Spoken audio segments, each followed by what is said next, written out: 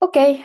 Good morning, good afternoon, everyone. It's very nice to have you here. I'm very excited. I'm Inka Lili. I'm the Senior Manager for DGAF's ELSI program, funded by Global Affairs Canada as part of the Global ELSI Initiative, which aims to increase the meaningful participation of women in peacekeeping. And today we are talking of a very interesting and fascinating topic that's training gender.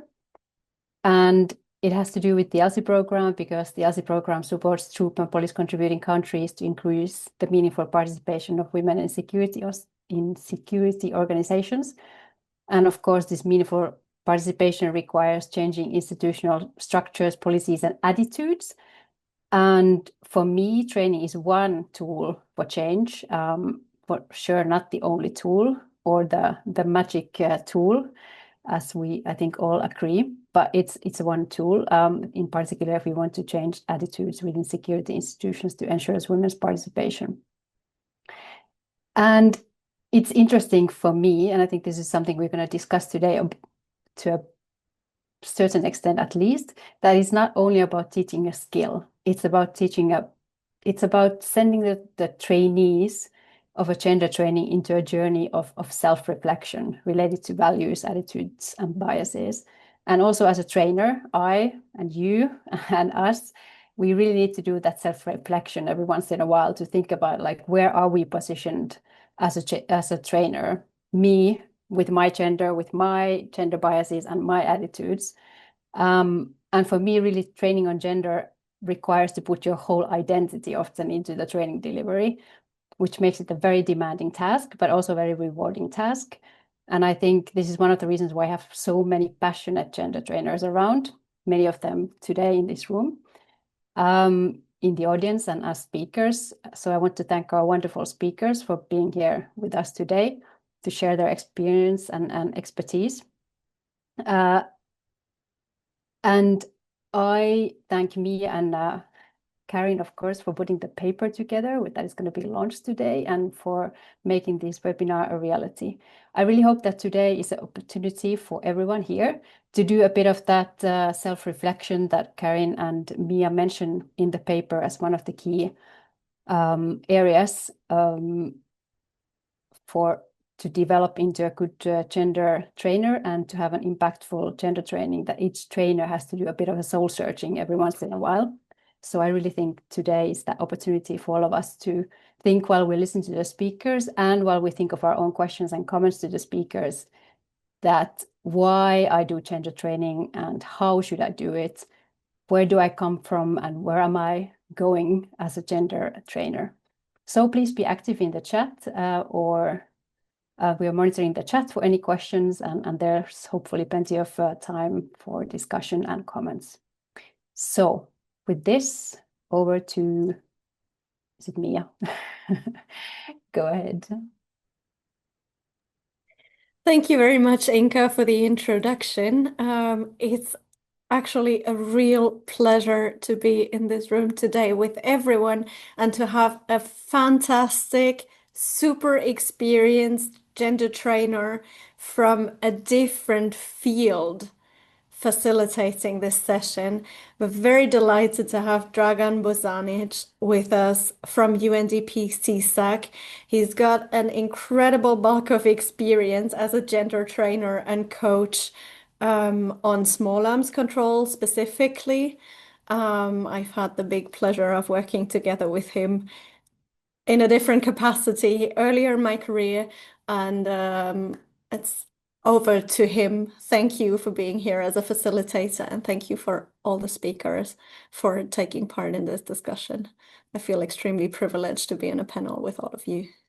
Yes, thank you. Thank you very, very much, Mia, for your kind introduction. So good afternoon, colleagues, from my side as well, and very warm welcome to this webinar.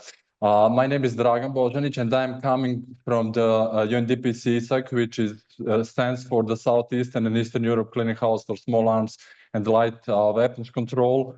And in the last 20 years, we have been supporting the region to put in place effective system for small arms control and reduce their misuse and proliferation.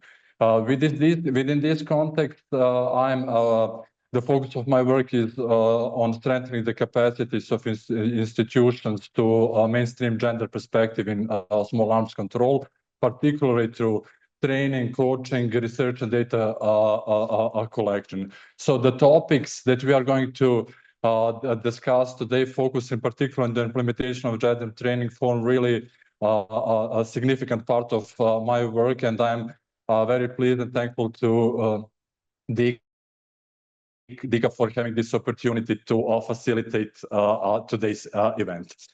Since we have a very packed agenda and truly an incredible lineup of speakers, and you will see that each of them are bringing their own perspective and wealth of academic and practical experience, allow me to take a moment to very briefly introduce our today's speaker.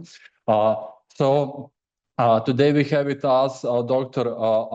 Aiko Holvikivi, and she's an assistant professor of gender, peace and security at the London School of Economics and Political Science. She's the author of a publication, Fixing Gender, the Paradoxical Politics of Training Peacekeepers, and also co-editor of Transnational Anti-Gender Politics, Feminist Solidarity in Times of Global Attacks.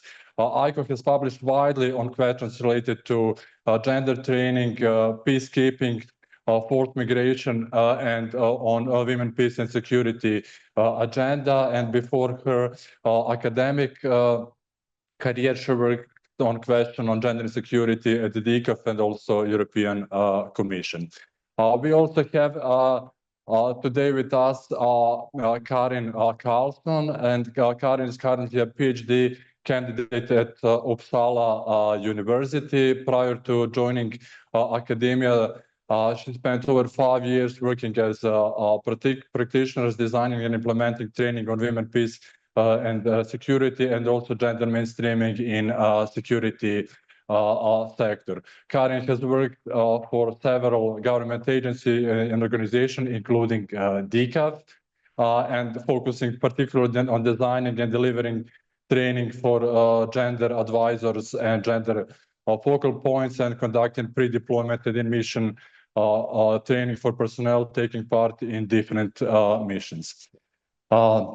And then we have Dr. Mia Schub with us.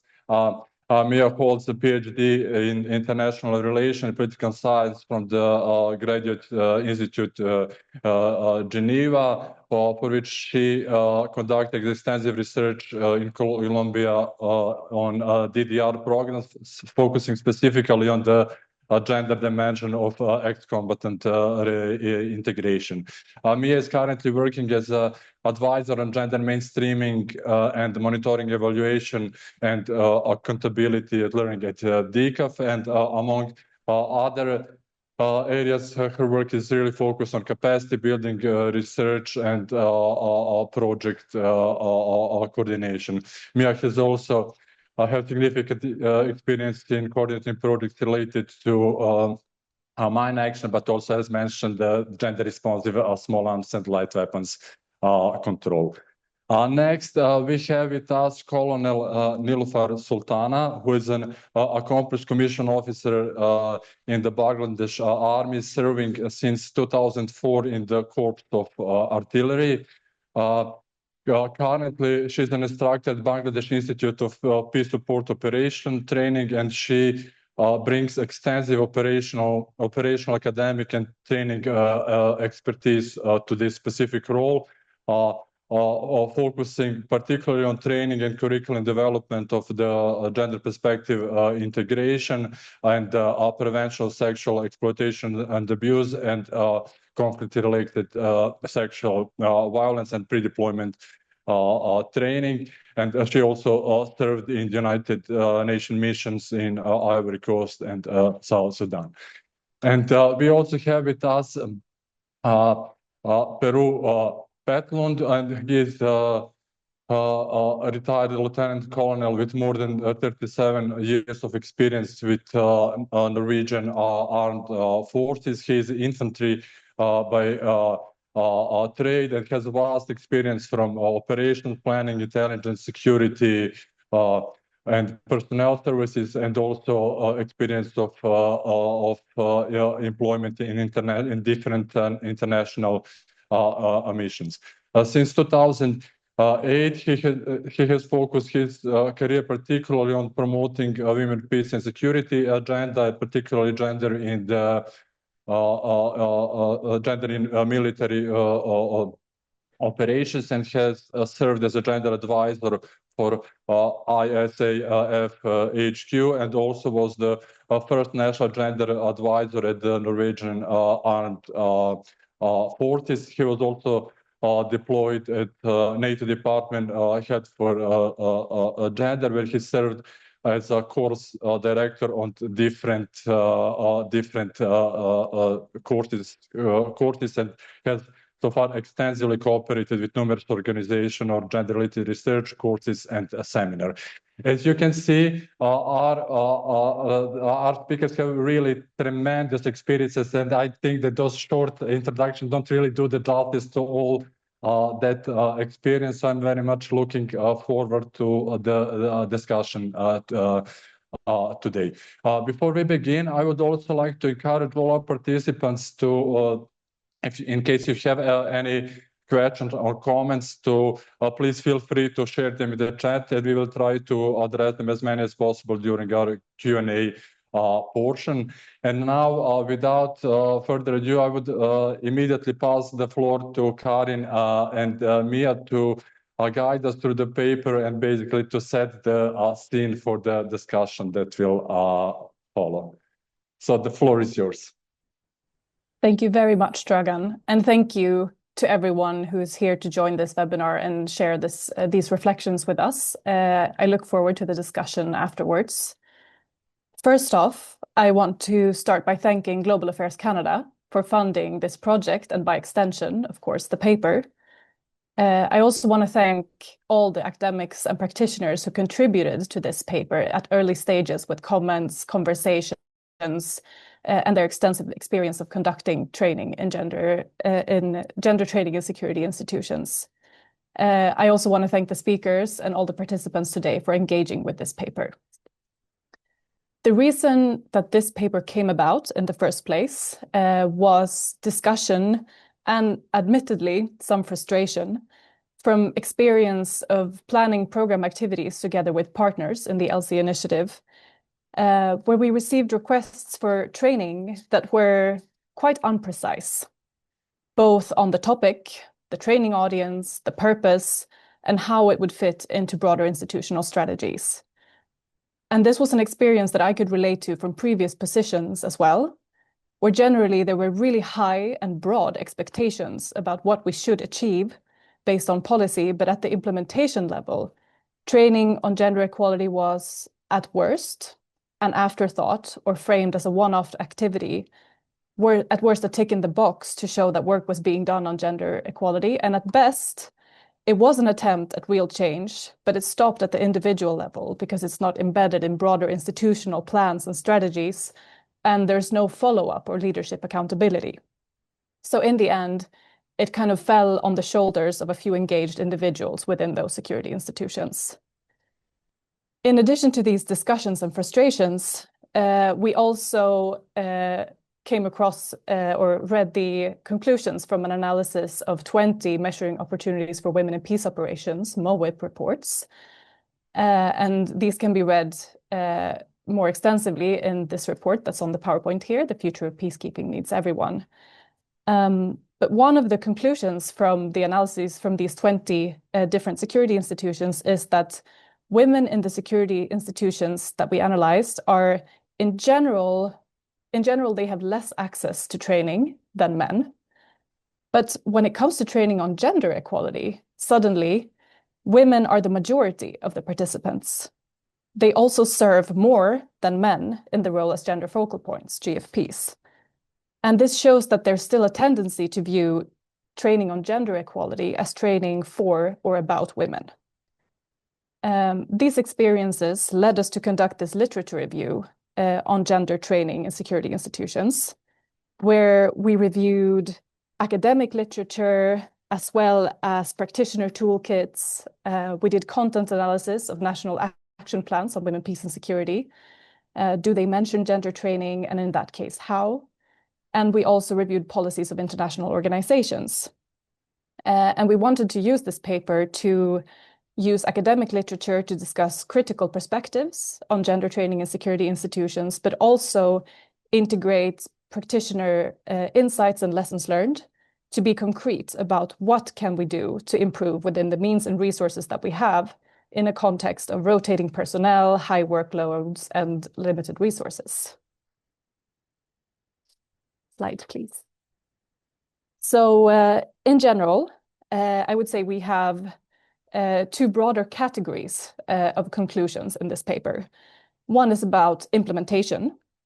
We need to be intentional, strategic, and precise about what we want to achieve and how. What is it that the personnel need to know? Is it gender mainstreaming? Is it gender-sensitive reporting, preventing and responding to CRSV? And how will we follow up that participants use those skills? Like Inka said in her introductory remarks, training is a great tool, but it is an activity and it's not an outcome. So we need to follow up on those outcomes. We don't mean at all that all gender training needs to have the same objective or definition, but we need to be clear about what the objective and results that we require from a certain training is to do the work better. We also need leadership support and accountability, long-term follow-up, not just post-training surveys, but knowing what participants do and what the organization does to implement learnings from the training activity in the long run. And then the second part of the conclusions, or the second category of conclusions, I would say, is that we need to continuously reflect on how we do gender training as trainers as well, which is maybe the primary audience of this paper. We can't avoid the political nature of working for equality. Even when we try to not be political by integrating training into, or gender equality into traditionally masculine institutions and framing it in kind of masculine coded words like operational effectiveness or force multipliers, aiming not to disrupt the culture, that is political positioning in itself. Is gender training focused on providing tools or on changing power dynamics? And can it do both at the same time? And then we also need to reflect on our own bias, because the overall quality and impact of gender training programs can be significantly improved, I think, when trainers recognize and continuously reflect on their personal experiences, biases, and social positions, and also those of the participants and how those influence what's going on in the room.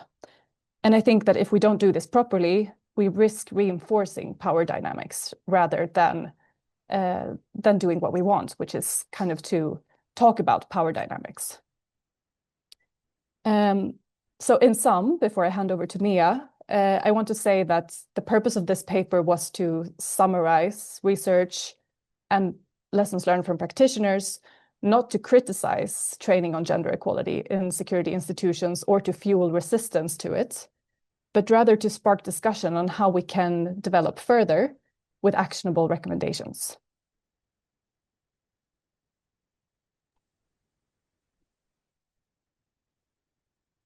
Thank you very much, Karen. So based on these insights and reflections that Karen just shared, we obviously tried to think about what would be relevant recommendations that are, as she just said, actionable, relevant to practitioners, implementable right away.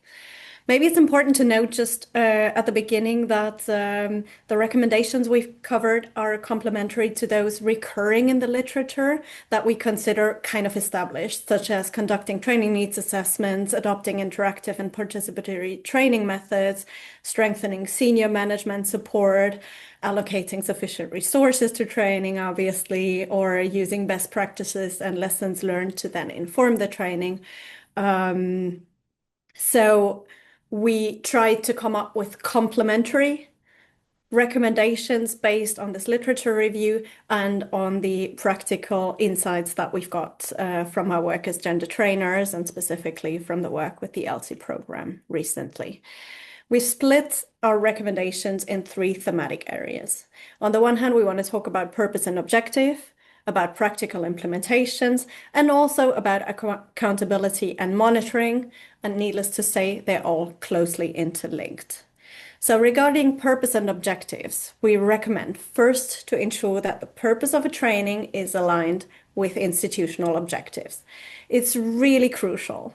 Training objectives must be tied to the mission mandate and anchored in the organization's purpose. This is key for sustainability and includes an objective, a plan for follow-up, and accountability mechanisms. We also think that clarifying the training's objectives and scope clearly at the beginning is really crucial. Define clearly what the scope is, the purpose, and the relevance of each training, because we find that gender trainings can mean many things to many people, and many people want gender training to be everything at the same time, and it's not possible. You need a scope, a purpose, and a clear objective for it, linked again to the institutional objectives. And ideally, you can tailor training tracks or modules to those specific goals, thematically, for example, to gender analysis, preventing sexual exploitation and abuse, conflict-related sexual violence, as Karen already mentioned, or gender-responsive leadership, and then ensure that these are delivered consistently across the institutions and missions. In terms of the practical implementations, I think our main recommendations are, first, choose the best training format and prioritize continuity. Continuity of the training program as a whole is, from our insights, much more important than the length of an individual training activity. Avoid one-offs and go short but continuous. We recommend to implement a sequence of short sessions over a longer time span, ideally 3 to 6 month intervals, and to make direct connections between the training and participants' everyday work duties and learning.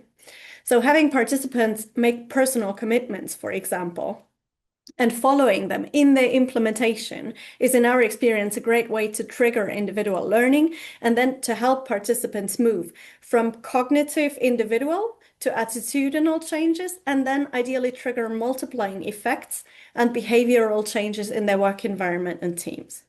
So we move more easily from the individual to the collective when we stay for longer and check in more regularly. Also, if you can foster emotional engagement and experiential learning as much as possible. You can do so by incorporating real-life examples, personal experiences, storytelling, and interactive activities that evoke empathy and reflection, and encourage participants to share their own experience. It's also important to incorporate reflection on cultural biases and power dynamics with the participants to help them develop a more nuanced understanding of how gender biases manifest in different contexts, and particularly, obviously, in their own working context, and to help them identify those biases and then take decisions and conscious steps to avoid acting upon them. As a last practical implementation recommendation, we would encourage you to emphasize trainers' self-reflection, both prior to the training in the design phase, as well as throughout the training. We found that the overall quality and impact of gender training programs can be significantly improved when trainers continuously reflect on and recognize how their personal experiences, their biases, their social positions influence their perspectives and training approaches. And why not find common ground with participants and room for empathy by sharing your personal stories and struggles therewith, by making yourselves vulnerable and showing that you are also struggling with those biases. Now, finally, in terms of accountability and monitoring, we strongly recommend, based on our own experience and the literature, to adopt a monitoring approach that includes long-term follow-up. This could include ongoing feedback mechanisms, self-reflection exercises for participants, and regular evaluations to measure changes in the attitudes, behaviors, and institutional practices. Again, this links back to the feedback loops, to personal commitment implementation, and the need to prioritize longer-term training engagement and to avoid one-off training sessions without any possibilities to follow up and measure the learning on the longer term. So you create kind of a mutually reinforcing loop between your monitoring and evaluation of the training impact as such and the learning success of the participants. Evidently, these recommendations are neither the only possible recommendations nor exhaustive, but from our experience as researchers and gender trainers, they could significantly contribute to improving gender trainings. And we hope that at least they're going to trigger a very fruitful discussion with our discussants that I'm very much looking forward to. So with that, I stop sharing my screen and hand over back to Dragan. Thank you.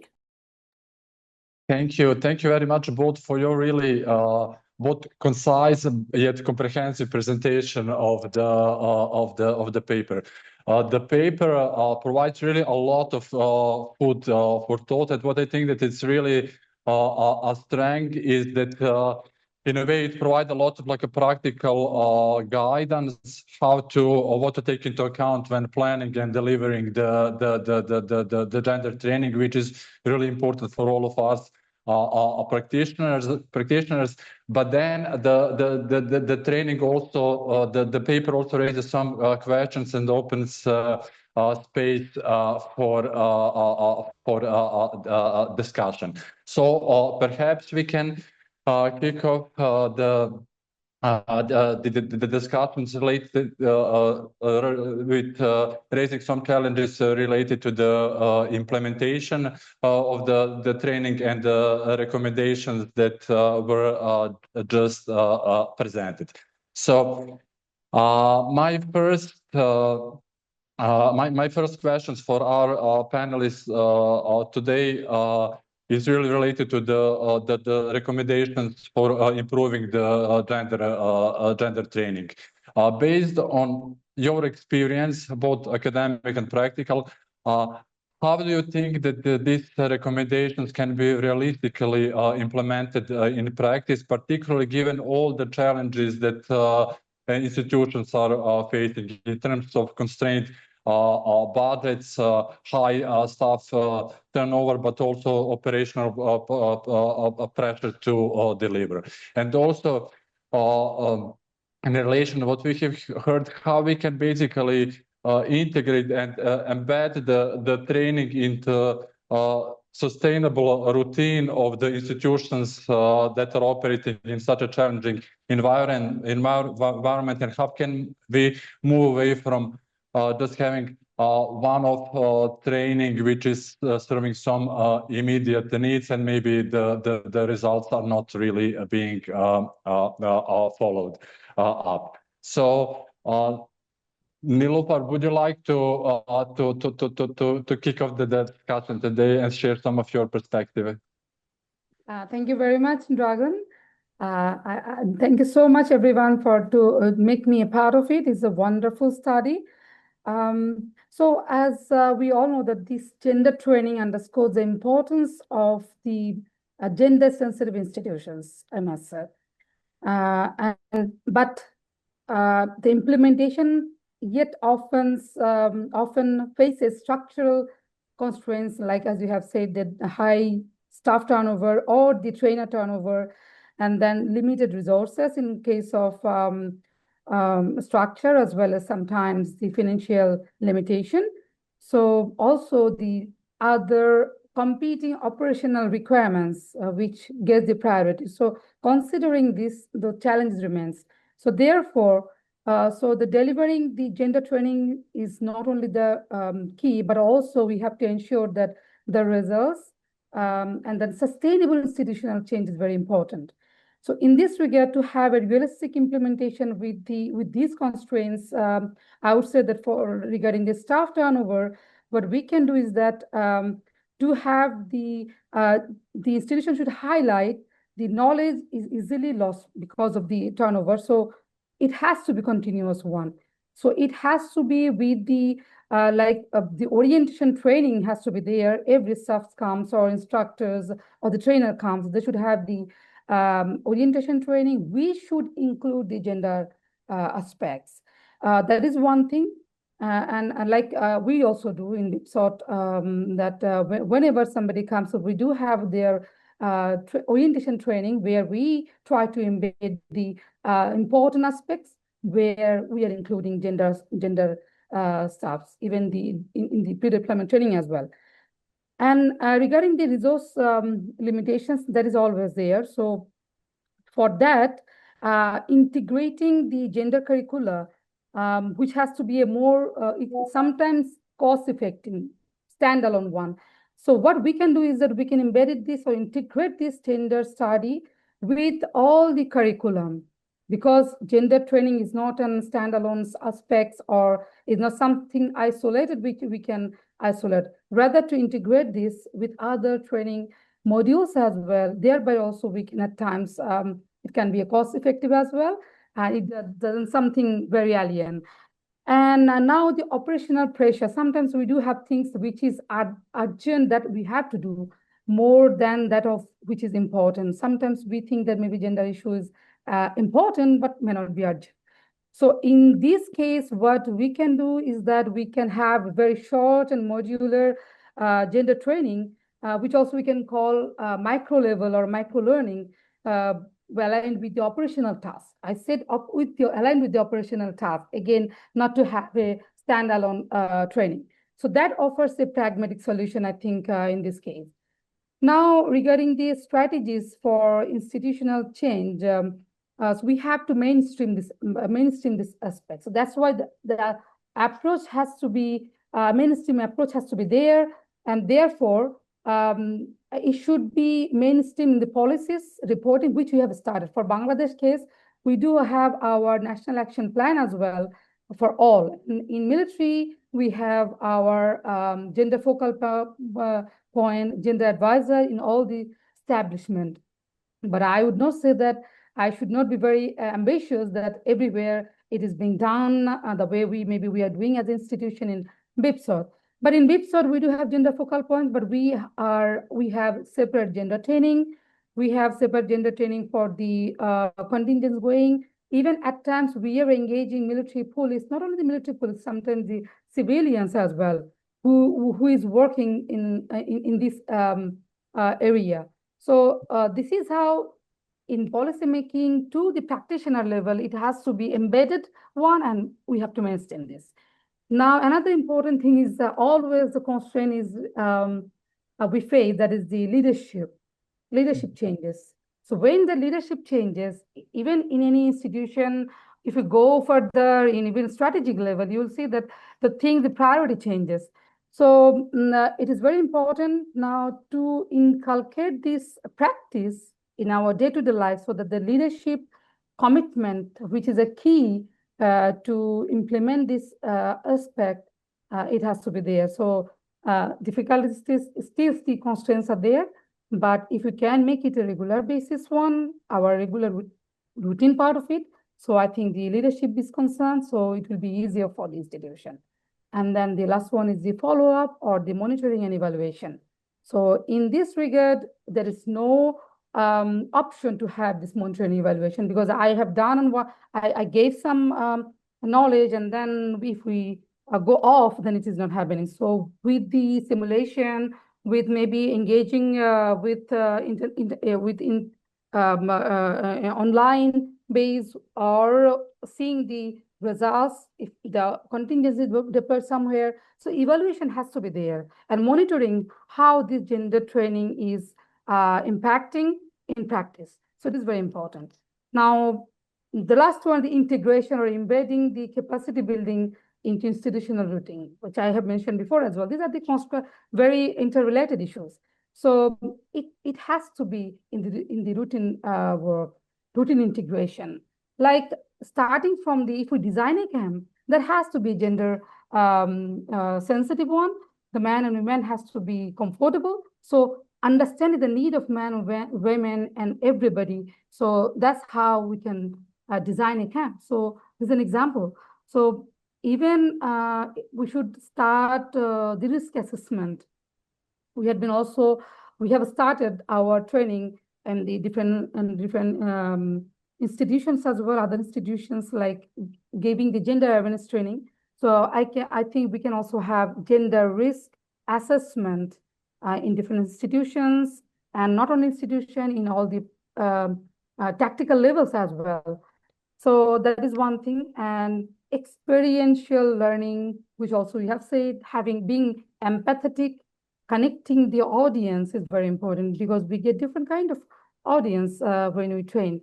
So that is why understanding the context of the trainers, and also understanding these trainees, where they will be working, and their emotional part of it, their learning experience part of it, and their working experience. If we connect everything as a trainer, so I think it will be easier to have a better impact. And so in also networking, peer networking, which often we lose connectivity. So it is very important to have a peer connectivity, peer networking. Even, for example, in South Sudan, when I was there, I was in U2. I was doing the internalysis, but I had been working with the other agencies, and we did workshops. We had a network, women network. So this has to be something we have to start from a micro level. It may not always, the institution may not give me, but it has to be there. The practice and inspiration has to be there. In conclusion, I must say that my time is almost there. I'm going to finish my given time. So we would say that implementation of gender training is will have the constraint always, but structural embedment or integration is very important. And I would say that having gender awareness, which will link us with our routine works, also reinforced by the leadership, and then accountability system is very important. So combining these all, we can have a better impact. Thus, I think the path forward lies remaining the gender training, not only as an isolated activity, I must say, that is an integral part of our now day-to-day life, and also organizational culture, as well as the in our professional identity. Thank you very much. Thank you very much for your very inspiring intervention. I have to say that both the challenges that you mentioned, but also the practical ways forward, that really resonate to me as well, which means that there is really like some kind of universality of the challenges that we are facing when conducting the gender training. One of the specific challenges which we also have here in the region is really how to engage the senior leaders, because they are usually the gatekeepers of many of the preconditions for the successful gender training. And for instance, what they have done is that we have been implementing the gender coach program, which was developed in Sweden, which proved to be like a really effective way to get leaders on board. So thank you again for sharing some like really pragmatic solutions for the diverse challenges that we are facing. I would now like to invite Peru to share some of his thoughts on these topics. Thank you very much. I will be very short. Most of our training, when it comes to national institutions, normally the military, the defense forces of that country, is based on the national action plan. The national action plan is very often vague. In the Norwegian, for instance, it said the Norwegian armed forces have to integrate gender perspective in all you do. What does that mean? So the strategic level of that institution has to interpret and break down the national action plan and make its own, call it defense action plan. Because then that plan is their own, and it gives accountability to the leadership. So even if the leader goes away, there are clear instructions in this National Defense Action Plan on how to proceed. And you have to have timeline, monitoring, and reporting mechanisms embedded in that plan. You have to have timeline, education plan.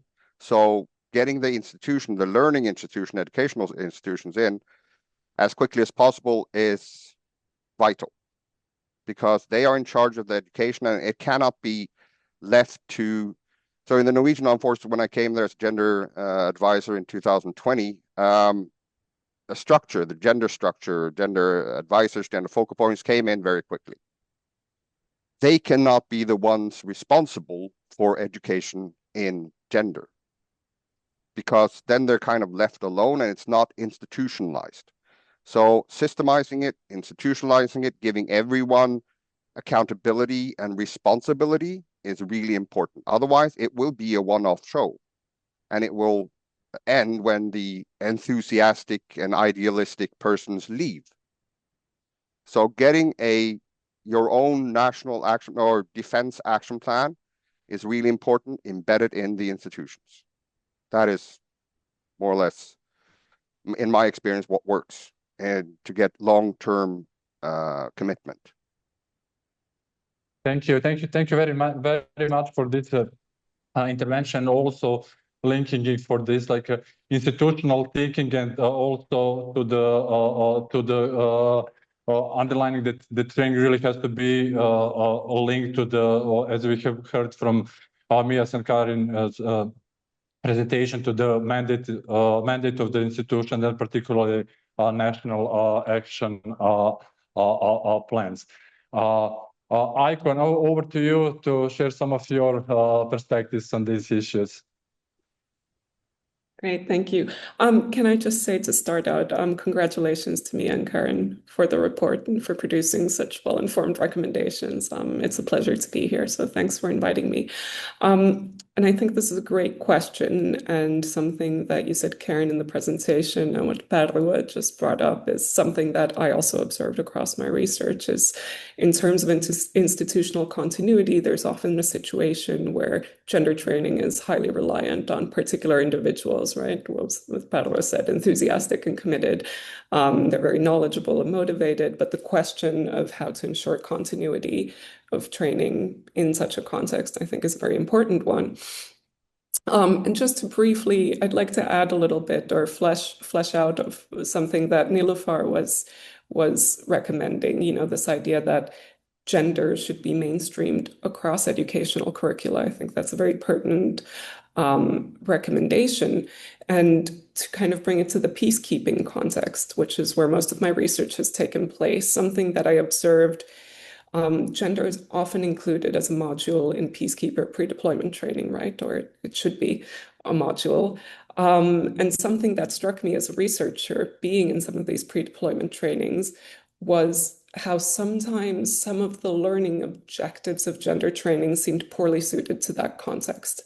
In a situation where peacekeepers are about to deploy somewhere, in this context, some of them didn't know where they were going to go, how long they were going to be there, what their living situation was going to be like, how they were going to be able to communicate with their family, what kind of equipment they would have. I'm very empathetic to the fact that that might be a situation in which it's hard to digest kind of large structural questions and learning outcomes. Sure, some of the gender learning around what the environment is going to be like and who the people that are there are like is very pertinent, but it made me realize how, some gender training questions should be dealt with in other contexts. And so one of the questions or recommendations that occupied my mind is, how much gender training or education happens in basic training, which is what all personnel should go through, and how much of that groundwork is built in that context. So because of these issues, that is a recommendation I would make. And I know we're short on time. I just want to highlight that underlying this recommendation is the recognition that, we often speak in the language of gender training when we're talking about a whole lot of different kinds of educational efforts.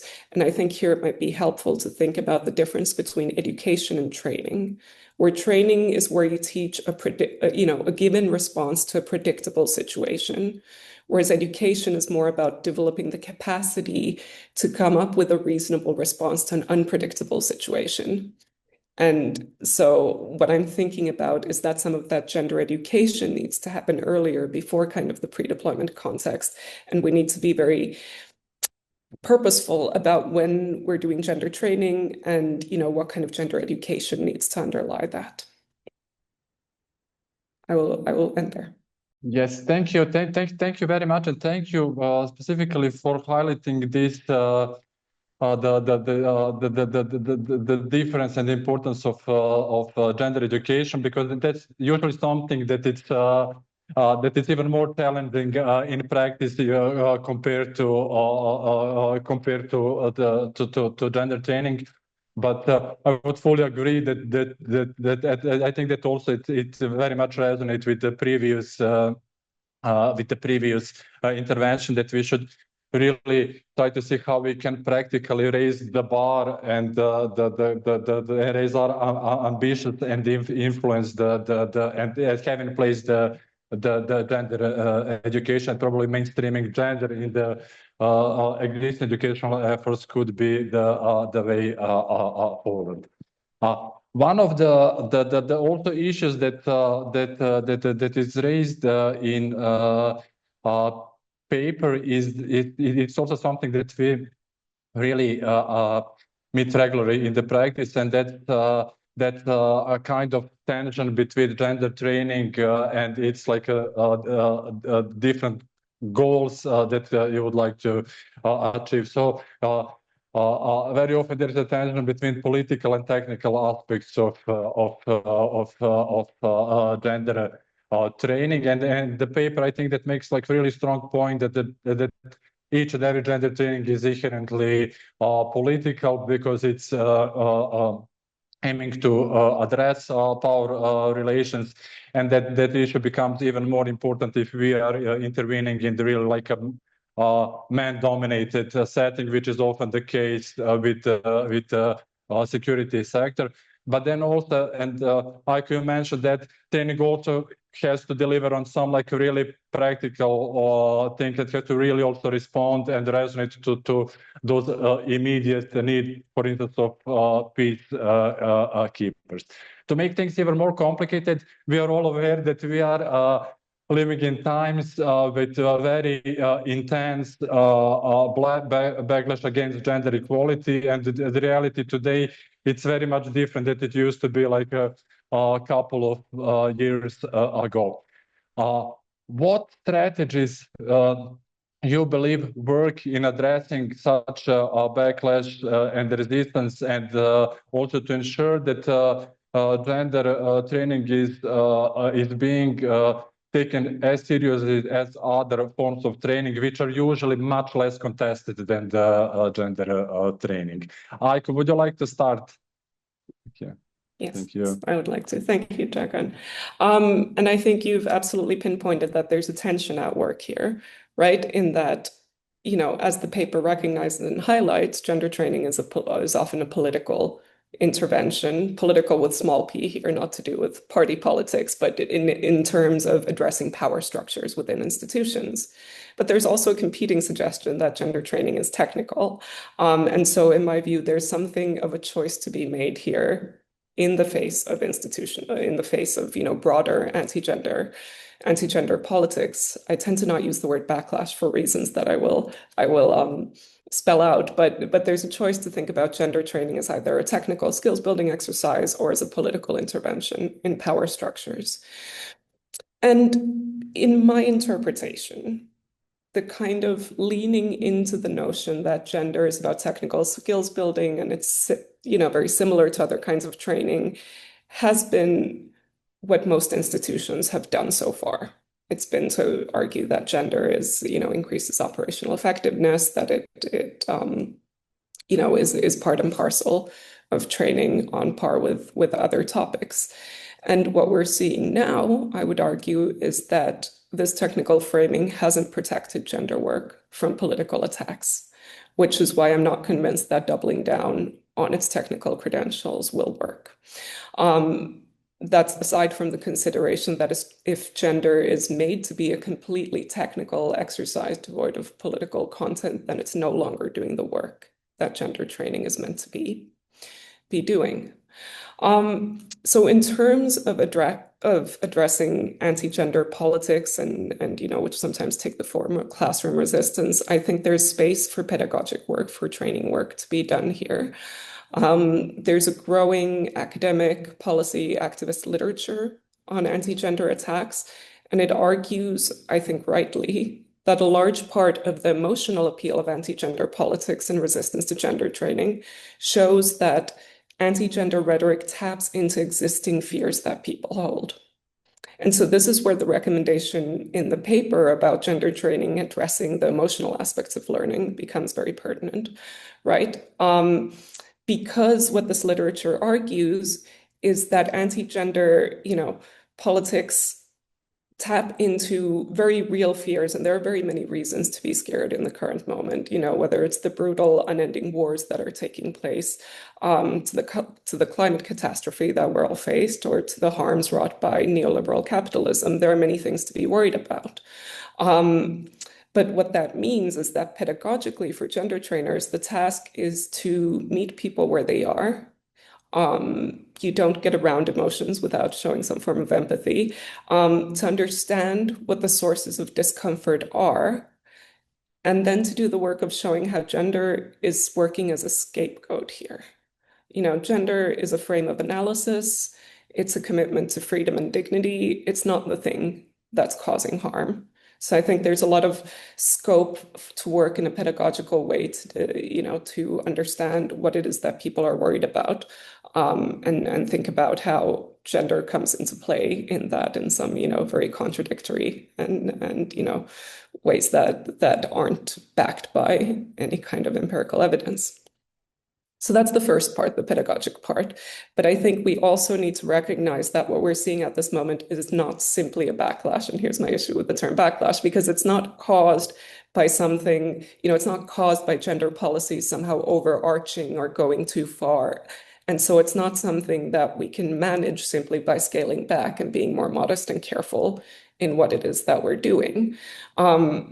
In terms of transnational anti-gender movements, these are highly organized, very strategic, and well-funded political movements. So it's not just, an emotional response to what's happening. That's a separate question.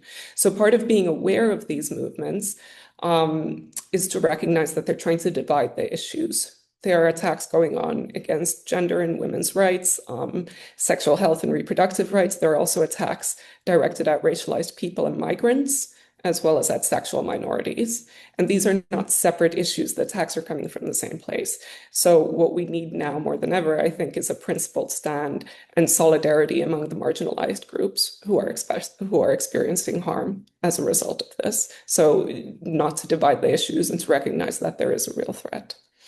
But as my last point, I kind of started out with dividing the idea that there's, technical and political approaches to this training. And I want to complicate it in the end by saying that I don't think there is actually a one-size-fits-all approach to resistance, to backlash, or anti-gender politics.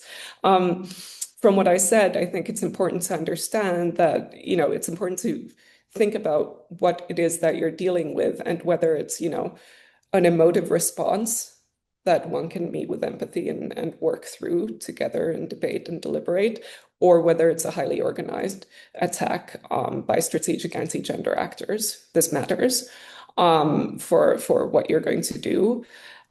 Pedagogical engagements will work in some places, but not in others. And then, of course, there are times when you have to make strategic concessions, maybe change the vocabulary that you use, given what is and isn't possible within the context that you're working with. And of course, in terms of learning, the political and the technical often go together, right? So to give an example of what a technical aspect of gender training would be, and training here is, right, that you tell people that they must collect sex disaggregated data. That's, a training item. It's something that you tell people what to do. Underlying that is the educational aspect where people have to believe that that matters for some reason. in order for them to be able to do it. So none of these, I've kind of, for the purposes of making a point, split these into two, but they can sometimes go together. And I think that working through and understanding what's happening in terms of the broader political landscape is important for gender trainers and people who design gender training to be able to make informed decisions about what the appropriate course of action is in that particular context. And that will differ depending on the context. I will leave it there and hand over to the next speaker. Thank you.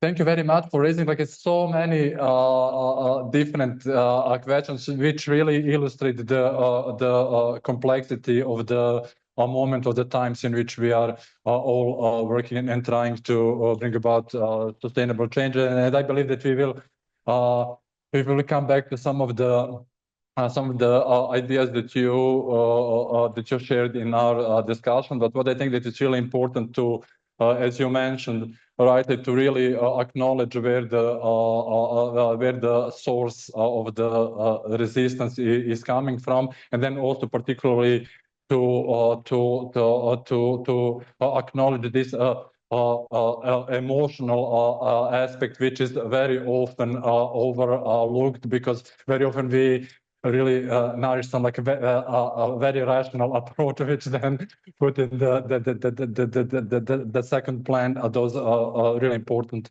aspects which affects, among other things, the effectiveness of gender training. Nilüfer, over to you to share some of your thoughts on these issues. Thank you, Dragan. You see, the gender training, this is inevitably occupies a political space. We cannot deny it, because it challenges at times the power hierarchies as well as the gender norms, which culturally we have. So we cannot deny this. But then again, how to combine it and how to accept it and how to integrate it, that is very important. So in this case, a purely right-based, because the first one is the political one, is that little right-based approach. So here at times we may face difficulties if we make it a standalone one. So it has got a risk of being political. But if we consider in another way, that conversely, that if we go for a skill-based framing, and in this case, I think treating gender analysis as one of the competencies, not as a right base, but the competency, which while we are planning an operation or logistical issues, and also dealing in our threat assessment, in this way, maybe we can integrate it from the right-based approach to the skill-based framing, and that's how it will be more palatable, as well as it will have an operational context and more acceptance it will get. But we need to keep both in mind. So this is important. And also, I also, before I say that, we here also will come the leadership itself, and then how best we are integrating, not making it an isolated one, but integrating in all aspects, and understanding, acknowledging the contextual analysis is very important. How we are training, wherefore, what for you are training. We have also, I could also mention about the peacekeeping, but also for the defense as well, in order to real life as well. So that's how maybe we can reduce this backlash, whatever we say. Thank you. Thank you very much. Peru, over to you for your reflection on these topics. Thank you. I would just reiterate why pick one, why don't do both? So right base is what I call part of an internal gender analysis. So it looks at the organization, the balance, the gender balance, the equality, equity, systems in place, etc., etc. So if you link that to the external part, which is external gender analysis, with the mechanisms you have a military gender analysis tool, for instance, from a Nordic Center for Gender and Military Operations, which NATO uses. So if you link, to give you an example, in 2018, we started a survey in Norway on bullying and sexual harassment within the armed forces. It was an open survey, open for public when released. And again, we had this survey then in 2020 and then 2022. Now, that showed that the amount of bullying and sexual harassment you have indicates how good a cohesion you have in your own units. So if that cohesion is bad, how can you then expect to perform externally? At the same time, it showed the Norwegian public support of the armed forces, kind of questioning, if you can't deal with issues in your own organization, how can we expect you to support us or to protect us in times of challenge? So linking those, and I do that often in training, I show them examples, and if you have this within your own organization, if you do not, how can you then do your external operations in a manner that actually fits your objective and your goals? Our king once said that Norway is not the rock we live on, it's the people. So it's my job to protect the people. My last point is that you have to use examples, relevant examples for that organization, and then translate what you have internally, so the right-based, how that affects and why it is beneficial to the external. To give you one more example, the Norwegian Special Operations Forces I don't know if they're the only ones in the world, but they're at least the only ones in NATO, who has their own female platoon based on 20 years experience in Afghanistan. So they realized that they cannot have a Special Operations Forces without female representation. And they've had this as an experiment since, I think, 2014. And these are highly trained individuals on the same level as their male colleagues. And they go on missions if necessary, and so on. And they're embedded in the normal military, and they often find that tedious or boring service. So yeah, it's an example of how to show that what you do internally has a profound impact on the external part. And that is a job as a trainer. It is political, as Aiko said. It definitely is political. But me as a trainer, I have to also get the political buy-in when it comes to the political necessity of this. So depending on what level, strategic, political, operational, tactical level you train on, be more or less political and be more or less mechanical, to put it that way. I hope that makes sense. Yes. Thank you very much. Thank you particularly for raising the issue about the importance of the example, and what I think that it's really a good approach, is something that we should all use, how this internal dynamics relates to external dynamics, and how it will affect the effectiveness and success of the whole organization. I think that that's really a good point, and the such examples can talk more than like 1,000 words to the practitioners, particularly to personnel who is being deployed on the mission. Related to the questions that we just discussed, the paper also emphasizes the importance of self-reflection, particularly among the trainers. It recognizes that we as trainers are coming with our luggage, and that the issues such as our own power bases, positionality, and also including global north and south dynamics, is something that should be acknowledged and reflected upon. How do we best take into account all this issue in the way that we are doing the training, who the trainer is, who the participant is? Shall trainer critically reflect on all these aspects? And last but not the least, how that such reflective training could look like in practice? Rui, would you like to start with this one? Okay, thank you for a very good and difficult question. most of the trainers that I've experienced for the more 20 years or so that I've trained on this, they are chosen by the institution that is giving them away to the training facility or training institution. So they're not vetted by the training institution itself. And that is a challenge because they're then taken either sometimes you can choose your own trainers as part of an institution, but mostly you get what you get.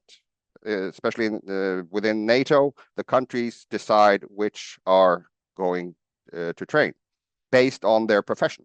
So are there gender advisors? Okay, you go. Gender focal points, you go. You have done the training before, you go. So not based on their pedagogical or andragogical skills. So if we can get vetting the trainers also and training the trainers, there are courses both in Sweden and Rakvik, and I know UN also has training of trainers courses. So if you have that, don't just train gender for them, but also the skills in which to train the best you can. One good example, I was fortunate enough to when I worked at NCGM for training of trainers, I was fortunate enough to get a former colleague of mine, Norwegian lieutenant, who had a master's in andragogy, so the teaching of adults. And he was embedded. He was a trainer, a former trainer on the school I worked in Norway. And he came and he trained on gender, but he also trained the trainers on method and techniques. So we kind of embedded that in the training program, doing it in the afternoons for the trainers. So that was highly successful. We learned new methods, experimental methods. We tried and errored, but it was really good for the trainers, not just the trainees. The Northwest or North, South, East, West challenge is real.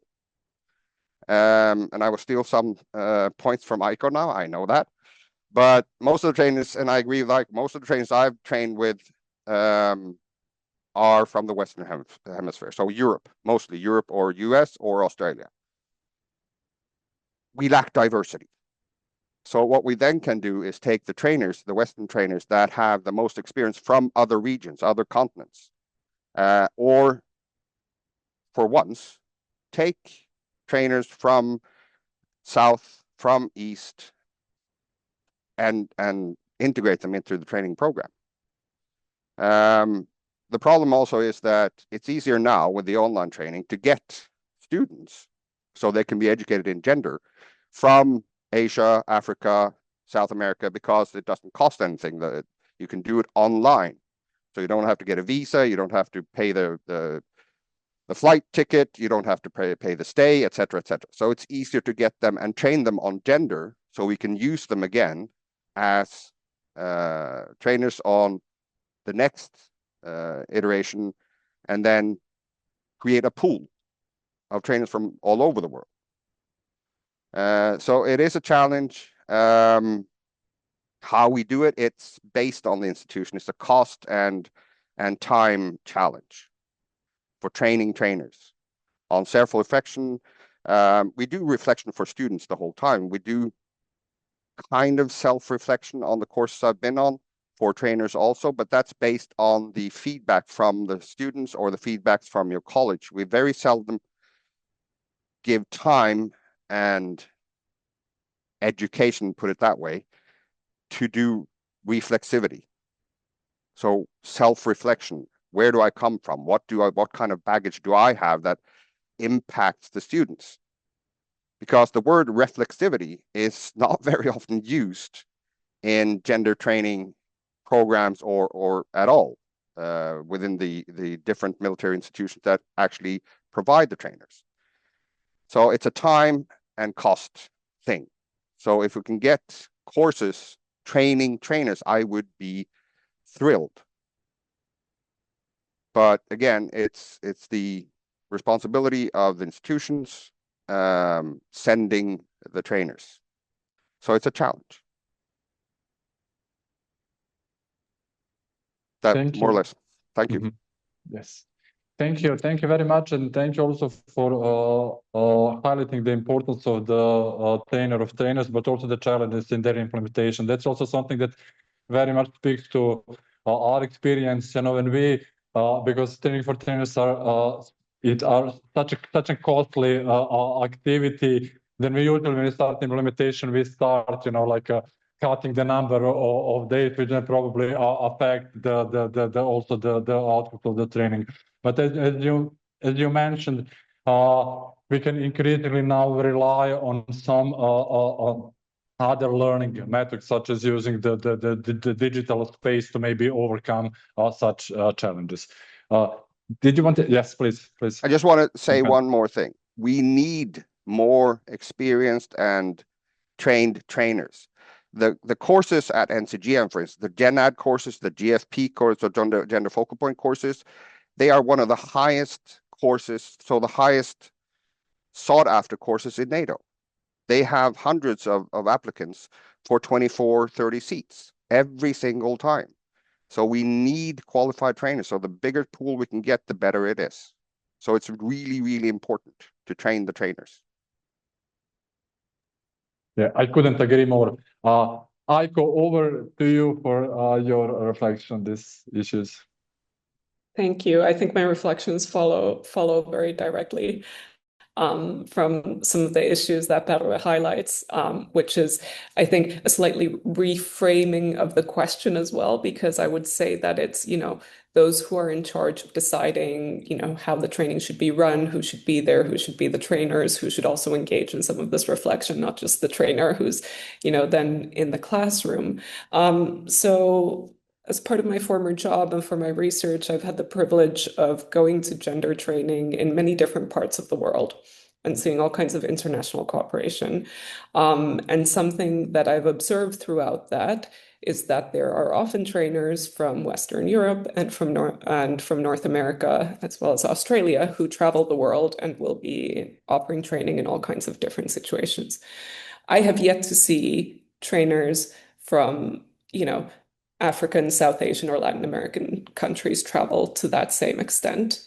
And I think this is where, you know, our experiences might differ somewhat. You know, it's not because there aren't qualified trainers. You know, these are some of the biggest troop contributing countries. I have seen many very excellent trainers at work who I've learned a huge amount from. So I think it's more about finding the roster and finding who to send, as well as then thinking about reallocation of funds, because if there's money to send Western European trainers to South Africa, then there's money to do the opposite, or there should be.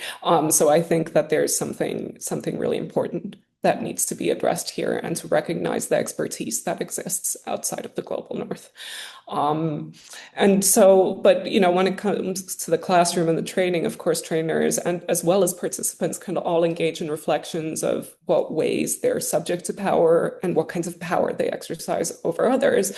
And it shouldn't just be like, you know, a kind of confessional exercise where you admit your sins of power. But I think for me, the thing that the important thing to learn from here is that all of our lived experiences are valid and true and helpful, but they're all also partial. And that's why it's such a problem if you know, a particular part of the globe dominates the knowledge that's produced around gender, because that knowledge will always be partial and incomplete, because every knowledge is partial and incomplete. And so as an addition to that, I think what individual trainers can do is, you know, outside of the kind of structural issues of who's being sent where, is think about what kind of knowledge and experience are represented in the classroom, especially from conflict-affected areas and where they'll be deploying. If you can't get a trainer from that area, you might think about inviting speakers from local women's groups, or, you know, other local actors, especially now in the age of, you know, Zoom communications, as you mentioned, Padua, that's becoming somewhat easier. You know, and if you're unable to do that, a lot of these organizations produce reports, you know, document materials, produce art. Think about ways in which you can try and bring in other forms of knowledge and experience in the classroom. Some people like using documentaries, movies, even literature from affected regions, anything that gives you a glimpse of how other people think and experience the world, I think will add to that training and help kind of not overcome, but recognize the limits of what we can know and, what we can learn from others. But yes, I think there's a need to diversify the kind of source of knowledge in training. Thank you. Thank you very much. I think that it's really important what you mentioned, that we also have some really practical ways forward, even when addressing such structural challenges. And for instance, what we are also doing in Southeast Europe is that we are increasingly inviting local women's organization in all our trainers, particularly trainings for law enforcement and representatives of ministries of interior, because it is the way to acknowledge the local expertise, but then also to facilitate the dialogue between two sides, which are not often have that communications, or civil society can be even excluded. Nilüfer, floor to you for some of your final thoughts before we go into the Q&A session. Thank you so much. Regarding the reflection, we talked a lot. It's not only the understanding the trainees and trainers, both it is important. So this reflection, we already mentioned different ways, but yet giving example. And then it's not only that I'm giving a theory-based theoretical lesson, but giving the scenario-based exercises, and also sometimes case studies, showing them videos. Those are the things we also do the same here. And also, it's sometimes seeing their knowledge. What is the capacity of their taking it? Sometimes we get the advanced group, they knows the subject. So then you have to go a little ahead. On the other hand, sometimes we find that they come with very little knowledge about background knowledge. So in that case, you have to go a little down. So this is how reflex has to be from both the sides. And another thing is that I would echo with Payat regarding pooling the instructor. That is maybe, I don't know, we don't have that kind of, but when I had been conducting GenAd course, Gen Advisor course, as well as WPS course last year even, so I had been looking for what, because now we have the online platform. So I was trying to embed some instructors or some speakers who has worked practically, maybe around the world. They're somewhere else, like from Brazil.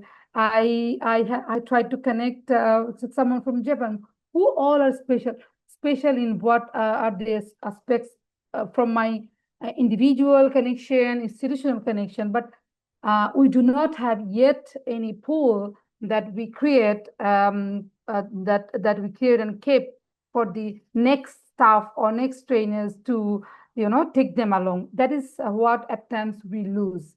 And it's very important if you can have that kind of, and sometimes also you'll not get them because of the timing and other commitments as well as, but it is very important and it's very interesting to take some externals, even if it's not physical, but from online platform.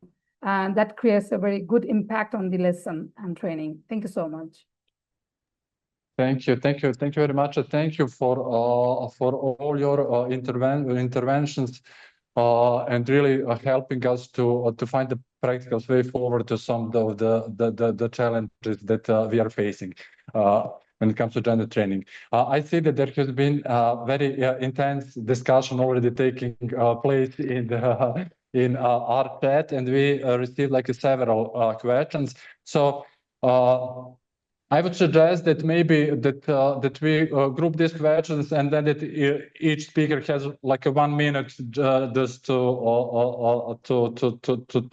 wrap up on and reflect on what was what was in the focus of our audience today. So for the first question is related to what concrete mechanisms can security institutions put in place to ensure that gender trainings lead to long-term changes in practice. And the other set of questions is related more to this, like the power structures in which the training is taking place. And the question is, how do we address the masculinist language perpetuating the insecurity sector institutions and the impact on inclusivity, and how can gender training more explicitly address this internal power structures and resistance within security sector institutions. So I think that you provided already a lot of ideas how we can really address this issue, but now the floor is yours for the some of the last remarks. Who would like to start?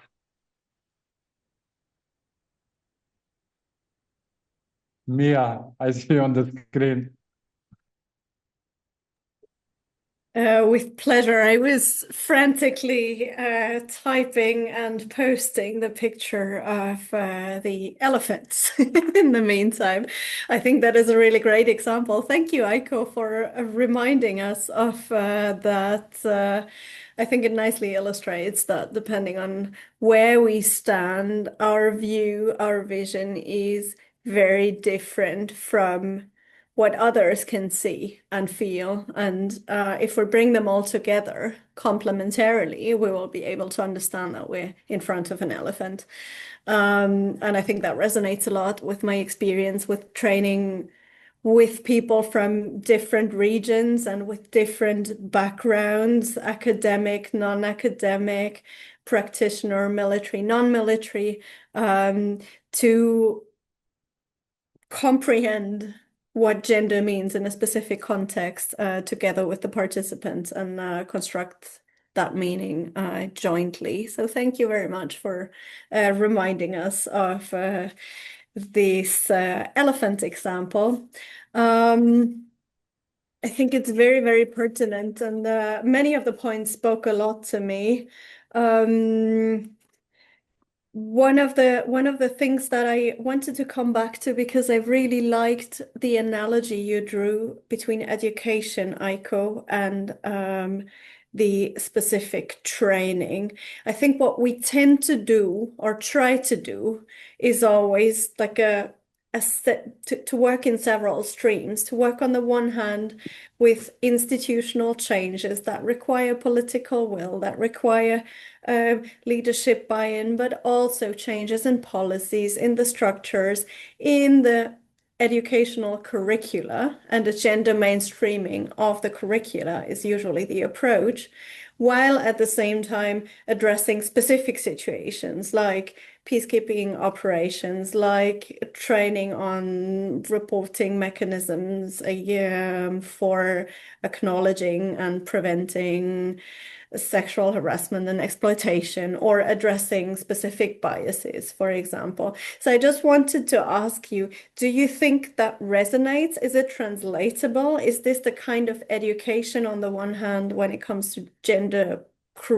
mainstreaming into all the curricula that you're thinking about? Or is there something more about this education aspect that we can learn from to do this differently and better? Sorry, I'm kind of using the space to ask yet another question. I'm aware of it. Thank you very much, Mia. Aiko, would you like to now to immediately take this question and provide some final reflections? Yeah. I think I'll make two small points. One in relation to Mia's question. I think they're not necessarily separate strands, although one needs to think about how an example that was given to me in, with trainers who work with Bloom's taxonomy, which is different domains of learning. This is an example that might ring true for Perle. Somebody was saying that, a lot of educational items involve all forms of learning, where they were saying that when you're teaching people in basic training to clean their gun, you're kind of training them in the psychomotor skills of doing the cleaning, and they have the cognitive skills to take apart the weapon and do that. But there's also an emotional aspect that they need to believe that taking care of your weapon is important.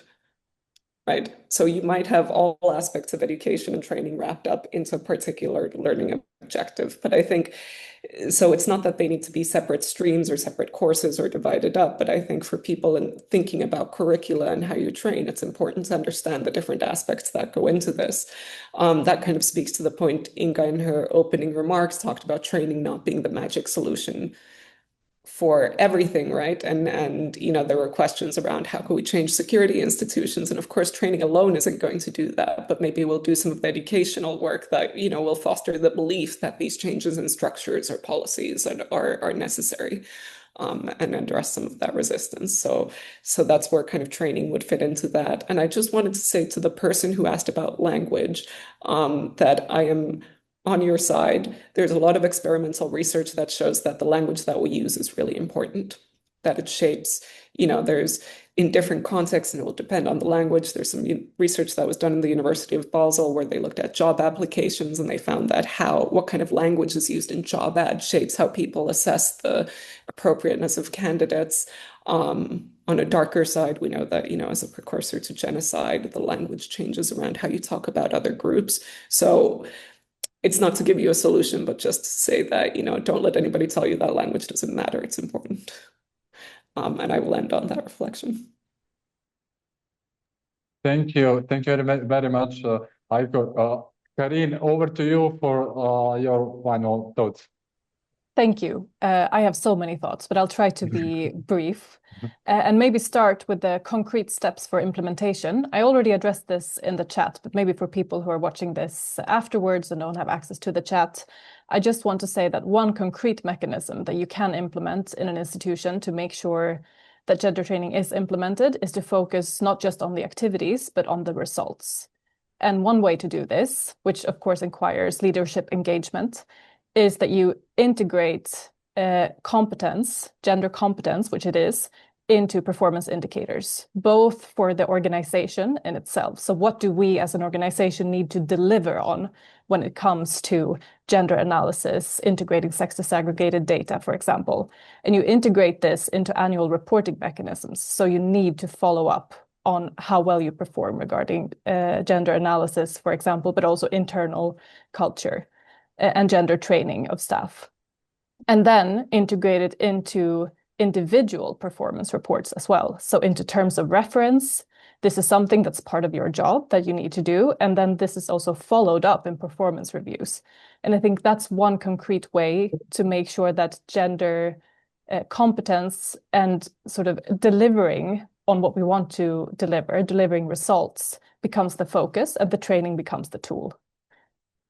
And then to address a little bit about the language and resistance and reflexivity as well as I can within just a few seconds. I think a lot has already been said about how to handle resistance, but I think we need to keep these two parallel kind of streams of both. This is a technical skill that you need to learn to do your job better. And in very few other contexts, like if you take an operational planning course, you don't really question that this is a skill that you have to do. So you just need to learn it and you need to do it, and it's part of your job. And that's kind of the technical skills part. But then when it comes to the attitudes, I think we really need to be humble that when it comes to resistance, this is also, there's a lot of research on this, that facts don't change minds, but emotions do. And this is what kind of the anti-gender politics are embracing, this moral panic and emotional connection. So I think we need to use the space of gender training to talk about concrete examples, personal experiences, and also kind of invoke this emotional part in gender training. And we need to be careful with using words like, when we talk about language, like operational effectiveness or force multipliers, without at least reflecting on the consequences. I've met a lot of gender trainers who do this or talk about human security even instead of gender, because it's kind of an easy way to not face resistance in the short term. But I think in the long term, we need to think about what is the trade-off when we decide to use those words. And I don't have an easy answer on what we should do. And then just finally, adding one point on the sort of north-south dynamics. I think one thing that maybe hasn't been said, a lot of good things were said already by our panelists, but it is that when I've conducted pre-deployment training, I find that it's generally easier to talk about gender dynamics and power relations in the contexts where people are deploying to. But when we start talking about gender relations in the context where they're deployed from, it becomes a bit more uncomfortable. And I think that it's really important as trainers to try to address this too, and not just kind of try to navigate the resistance by not addressing the difficult things. I'll stop there. Thanks. Thank you. Thank you very much, Karin. Nilüfer, over to you for the final thoughts. Thank you so much. I think it summarizes all that it's been echoing every time that you see not to have a standalone. I also, Karin, that she said that sometimes we often say there is a force multiplier. So I think it's a long-term issue. And the very first time or the beginning, I said that to have start with a micro teaching. So that is very important at this level, and not to have not to think a lot, but to start with small and to embed things with everything, with our regular staffs. So it's not that with gender studies, because this is in my last discussion also I said that at times the question also asked that why it is WPS, why it is a gender, and then why if it is gender, what did it do? Could it stop the conflict? The straight question I get. So that in that case, maybe we have to think when you talk about force multiplier or give a very big hope, but then we come to macro level. We have to be empathized, and we have to start with the very small issues that is happening in our day-to-day life. That is how maybe I think we can integrate the gender studies into everything, and it will be easier than that of having thinking it in a big agenda. And that's what is my view, concluding view. Thank you very much. Thank you very much, Nilüfer. Peru, the floor is yours. I have a lot of points and comments, but I'll be very short. I just want to talk a little bit about Karin, what she said at the end there, with internal power structures versus external power structures, where you're going when it comes to pre-deployment training. Again, you have to show the relevance of the internal power relations within your own organization, how that affects what you are doing, with clear-cut, relatable examples with consequences.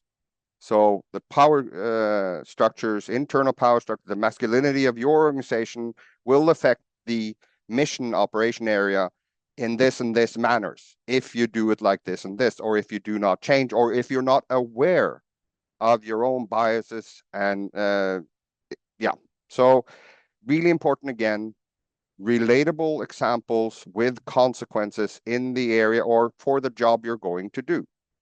That's really important. Then you can actually address it. If you can show them and get through their reluctance to look into themselves, you can achieve at least some changes. And if I see a bright light in 1 or 2 or 3 or 4 people's minds, then I'm happy to see some changes. When it comes to force multiplier, I've heard it so many times that gender perspective enhances your operations, it makes you more effective, full stop.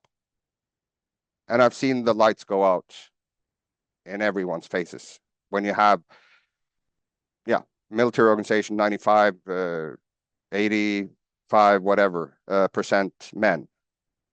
Why? What do you mean? Give examples. Again, you have to give examples when you use that term. This is important. This makes then how? Why?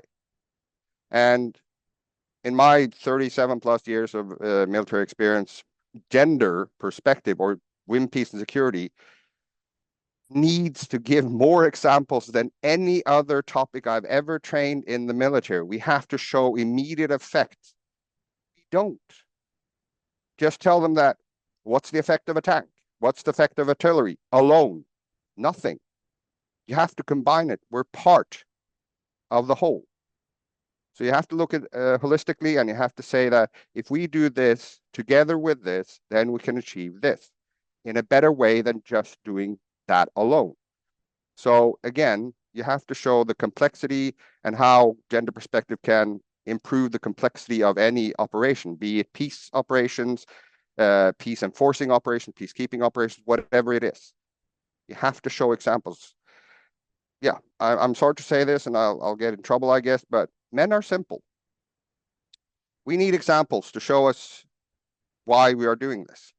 The right way, okay, the right-based, fine, if you show examples that it works. That's my last point. Yes, thank you. Thank you very much. Before I pass the floor to Inga for her concluding remarks, I would just like to make some like a real short remarks from my side. First of all, I would not even dare to try to capture the richness of the discussion that we had today. I think it was a really amazing discussion, very thought-provoking, but I think that it's really value added is that you provided a lot of practical examples, a practical strategy how to address and deal with some challenges that we often feel overwhelmed with. So I would also encourage all our participants to go back to the paper, because there are like many more additional insights there. Having said so, I would like to once again to congratulate Karin and Mia for the paper, and to thank to our amazing speakers, Nilufar, Aiko, and Peru, for sharing their amazing experience, both academic and practical. And basically, I think that you really demonstrated how cross-fertilized academic and practical perspective really adds the value. And also, thank you. I would like to, on behalf to thank to Dika for inviting me to facilitate such an amazing discussion. Now I would like to pass the floor to Inka for her concluding remarks. Thank you, Dragan. Thank you, everyone. Thank you for the participants for staying a bit over time. I will just say that I think I've learned a lot, and I think we need to try to be very intentional and precise when we do gender trainings in the future, and with good gender trainers. So I will promise that within the LC, we'll think of future opportunities to create this kind of spaces for gender trainers to do self-reflection and to learn from each other. And I thank you all for your wonderful reflections. It was really soul-searching also for myself. And I hope to see all of you soon again around this topic. Thank you very much. Thank you. Thanks, everyone. Thank you. Bye. Bye. Bye. Thank you. Thank you for the opportunity. Have a nice day and weekend. Likewise. Thank you. Bye-bye.